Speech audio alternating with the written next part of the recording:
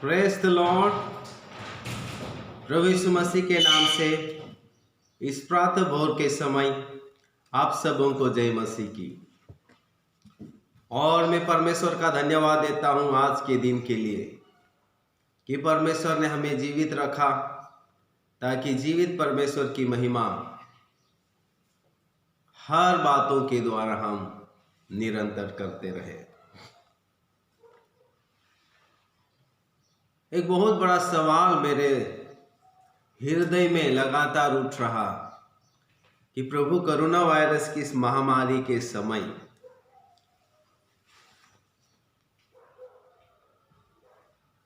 सेवकाई के लिए, भक्ति के लिए, संगति के लिए, सुसमाचार के प्रचार की सेवा के लिए काफ़ी रुकावट हुई है और बीमारी की दुष्परिणाम के कारण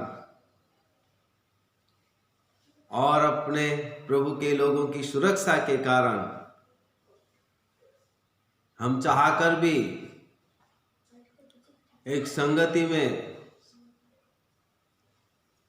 आ नहीं पाते और ऐसी हालत में सेवक होने के नाते एक सवाल उठा मेरे मन में और मैं प्रभु से पूछा कि प्रभु ऐसे समय में हमें क्या करना चाहिए। हम सुसमाचार प्रचार के लिए भी इधर उधर नहीं जा सकते और मसीह संगति के लिए भी हम इकट्ठे नहीं हो पा रहे हैं और इस रीति से सुसमाचार सुनाए तो कैसे सुनाए, संगति करें तो कैसे करें और माहौल इस विपरीत परिस्थिति में हम करें तो क्या करें और किस रीति से हम आगे प्रभु की भक्ति में, आपकी संगति में, आपकी अनुग्रह में हम कैसे हम बने रहे। तो परमेश्वर ने मेरे हृदय में एक आयत स्मरण दिलाया और वास्तव में वो आयत मुझे ऐसा लगा कि वास्तव में यह आयत आज इस वर्तमान में कोरोना वायरस की महामारी के समय में हम सेवकों को, मसीहियों को, जो प्रभु के भक्त हैं, मसीह परिवारों को क्या करना चाहिए जिससे हम निरंतर प्रभु की महिमा करते रहें, जिससे हमारे प्रभु की इच्छा को हम पूरी करते रहें। और एक आयत जिसे मुझे परमेश्वर पिता ने स्मरण दिलाया, वो आयत अभी मैं उस पर अपन मनन करने जा रहे हैं कि ऐसे समय में हमको क्या करना चाहिए, ऐसे समय में हमारी भक्ति कैसे जारी रखनी चाहिए, ऐसे समय में हमारी संगति हमारे प्रभु के साथ कैसे बनी रहनी चाहिए। वो ये आयत आज आपको और मुझे ऐसी महामारी के समय में प्रभु की महिमा में बने रहने के लिए, प्रभु की संगति में बने रहने के लिए, प्रभु की भक्ति में बने रहने के लिए, प्रभु की इच्छा में बने रहने के लिए यह आयत आपके लिए और मेरे लिए प्रेरणा का स्रोत है।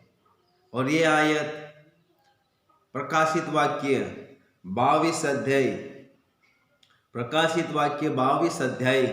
11वीं आयत के आखिरी वाली आधी आयत जो हम मसीहों के लिए, हम सेवकों के लिए, हम विश्वासियों के लिए लागू होती है।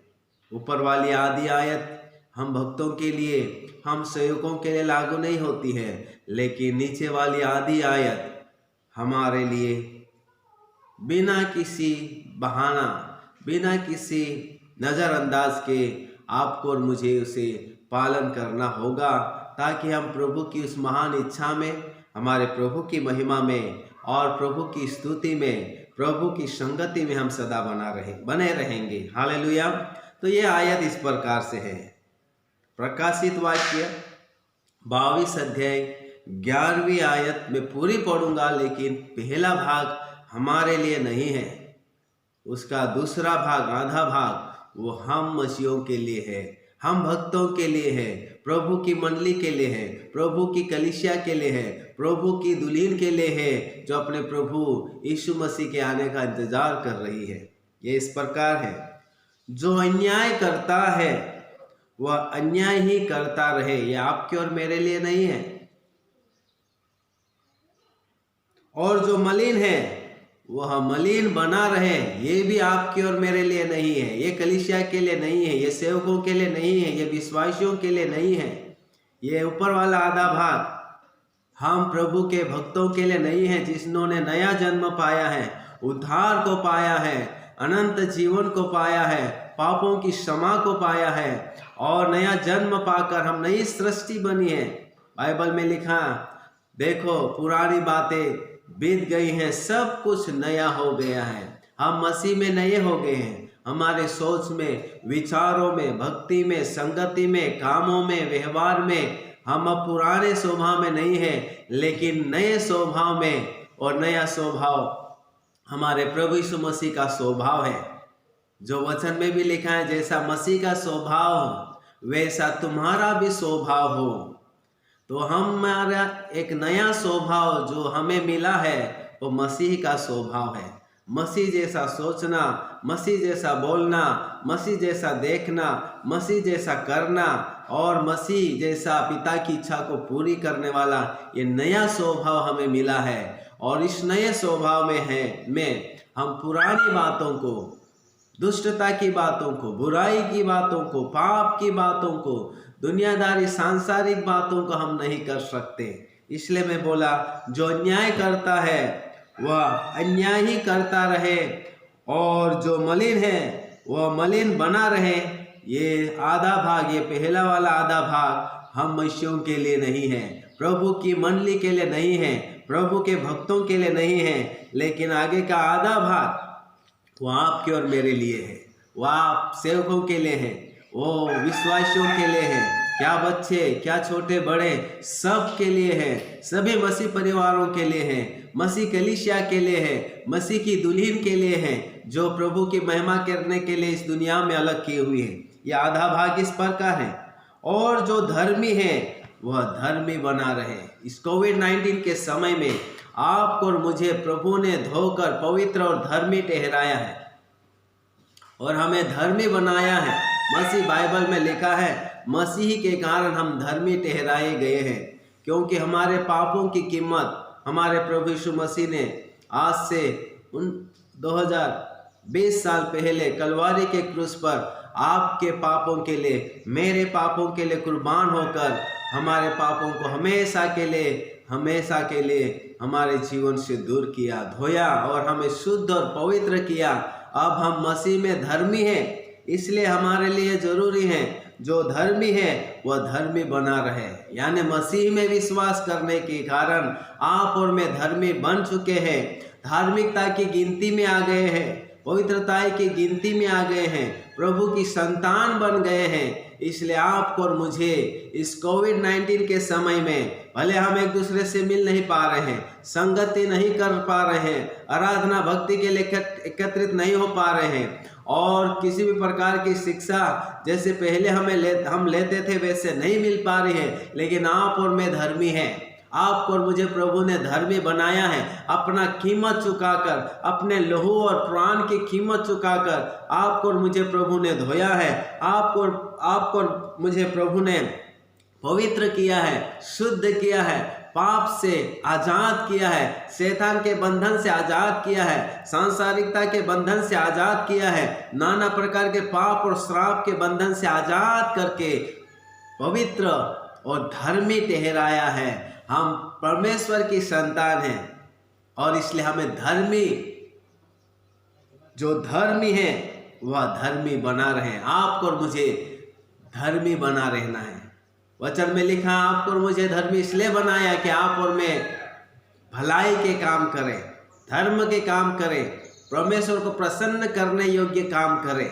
धर्मी बना रहना मतलब प्रभु की इच्छा के अनुसार चलना, उसकी इच्छा के अनुसार कामों को करना। वचन में लिखा है, नोह परमेश्वर की दृष्टि में धर्मी ठहरा और उसकी वजह से परमेश्वर का अनुग्रह उसके ऊपर उतरा और जल प्रलय के समय परमेश्वर ने नूह और उसके पूरे परिवार को उसकी धार्मिकता की जिंदगी के कारण, पवित्रता की जिंदगी के कारण, परमेश्वर की मनसा के अनुसार चलने के कारण, परमेश्वर की आज्ञा के अनुसार आज्ञा पालन करने के कारण जो परमेश्वर को अच्छा था, अच्छा लगता है, वही वो करता था और इसलिए वो धर्मी, परमेश्वर के नज़रों में धर्मी गिना गया। आपको और मुझे धर्मी बने रहने के लिए प्रभु ने धर्मी बनाया है और इस माहौल में आपको और मुझे घर में रहते हुए, अकेले रहते हुए, भले संगति हो या ना हो, लेकिन आपको और मुझे धर्मी बने रहना है, बुराइयों से दूर रहना है, सांसारिकता से दूर रहना है,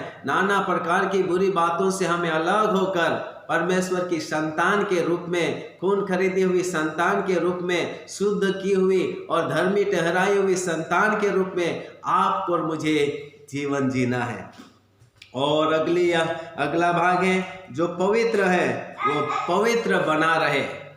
हमारा परमेश्वर, बाइबल का परमेश्वर पवित्र परमेश्वर है। उत्पत्ति से लेकर प्रकाशित वाक्य तक वो एक अद्भुत गुण हमको देखने को मिलता है। जैसा तुम्हारा बुलाने वाला पवित्र है, वैसे तुम भी पवित्र बनो। पत्रियों में लिखा है प्रभु के चेलों ने कि हम पवित्र प्रजा हैं, यानी हमें परमेश्वर ने हमें धोकर पवित्र किया है, जिसमें पाप का कोई दाग नहीं है। और वो दाग, पाप का दाग, हमारे प्रभु यीशु मसीह ने पाप के दाग को मिटाकर कलवारी के क्रूस पर हमारे पापों की कीमत चुकाकर हमको परमेश्वर की नज़रों में पवित्र ठहराया है। अब हम पवित्र संतान हैं और इसलिए बार बार परमेश्वर इस्राएलियों से कहा, बार बार प्रभु यीशु मसीह अपने चेलों से भी कहा कि हमारा प्रभु परमेश्वर पवित्र परमेश्वर है। आपको और मुझे पवित्र बने रहना है, पवित्र जीवन जीना है, बुराइयों से दूर रहना है, नाना प्रकार के पापों से अलग होकर हमको पवित्र बने रहना है। तो ये इस कोविड-19 के समय में, इस महामारी के समय में आपको और मुझे परमेश्वर दो बातें करने के लिए कह रहा है। हमें धर्मी उसने बनाया है, तो हमें धर्मी बने रहना है। भलाई के काम जहाँ पर भी हमको जैसा भी मौका मिलता है, हमें हमारे प्रभु यीशु मसीह के पद चिन्हों पर चलते हुए भलाई के काम करना है, धार्मिकता की जिंदगी जीना है, सही काम करते चले जाना है। और आपको और मुझे इस महामारी के समय में, पाप भरी दुनिया में, चुनौती भरी अवस्था में आपको और मुझे पवित्रता की निशाने में बने रहना है। यूसुफ कितना सुंदर उदाहरण है। माँ अपने घर से, अपने माता पिता के साथ, भाइयों के साथ रहते हुए उसने पवित्र जीवन जिया।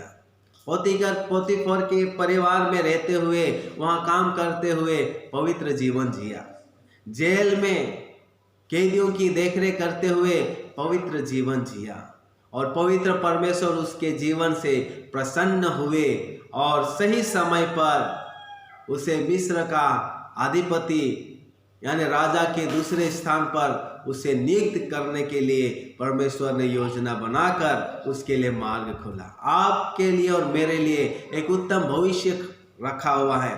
जब हम धर्मीपन की जीवन जिएंगे, पवित्रता का जीवन जिएंगे, हमारे लिए एक उत्तम जिम्मेदारी प्रभु ने रखा है, ताकि हम भी यूसुफ की तरह आज इस वर्तमान में जब प्रभु का समय हमको मिला है, हमको भी प्रभु ऊंचे ऊंचे पदों में नियुक्त करके प्रभु की मंडली के लिए, प्रभु की कलीसिया के लिए, प्रभु के भक्तों के लिए अच्छा काम करने के लिए, उत्तम जिम्मेदारी निभाने के लिए, उनको उत्तम रीति से उनकी सेवा करने के लिए आपको और मुझे भी उत्तम रीति से वो इस्तेमाल करने जा रहा है। लेकिन उस काम को करने से पहले या उस पदवी तक पहुंचने से पहले आपको और मुझे धर्मी बने रहना है, भलाई करते रहना है और पवित्रता की जिंदगी हमें जीते रहना है, क्योंकि हमारा बुलाने वाला पवित्र है और हमें भी पवित्र बने रहना है, क्योंकि वो सच्चा और अनुग्रहकारी और दयालु परमेश्वर है। तो ये प्रकाशित वाक्य 22 का 11वीं आयत की आखिरी वाले आधा भाग वो आपके लिए और मेरे लिए रखा हुआ है,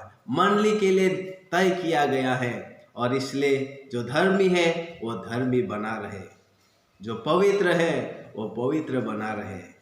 मंडली धर्मी है और पवित्रता के लिए ठहराई गई हुई, ताकि इस दुनिया में जगत की ज्योति बनकर, जगत का नमक बनकर वो प्रभु के इस प्रेम को, प्रभु की इस महिमा को, परमेश्वर पिता की इस अद्भुत योजना को सुसमाचार प्रचार के द्वारा, स्तुति आराधना के द्वारा, सामाजिक सेवकाई के द्वारा, अलग अलग सेवा के कार्यों के द्वारा परमेश्वर पिता की महिमा होती रहे। और एक गीतकार ने सुंदर रीति से यहाँ पर एक गीत गाया और उसके एक दो पद्यांश को हम मिलकर गाएंगे।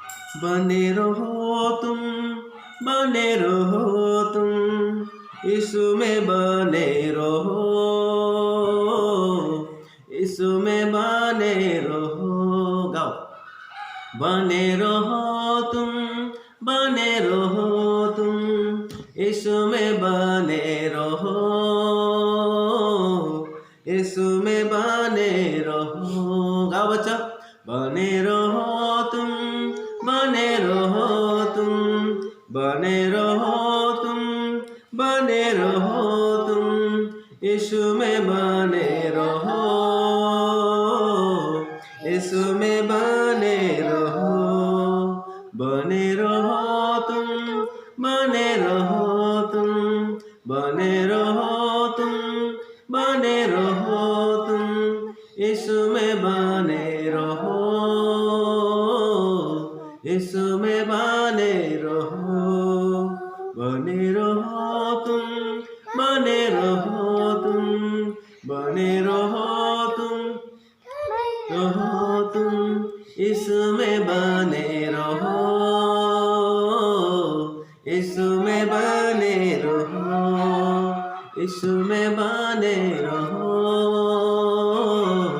यीशु में बने रहो। परमेश्वर पिता इस वचन के द्वारा आपको और मुझे उसकी महिमा के लिए, धर्मी बने रहने के लिए और पवित्र बने रहने के लिए हम सबों को सहायता करें। धन्यवाद। प्रभु आप सबों को आशीष दे। May God bless you.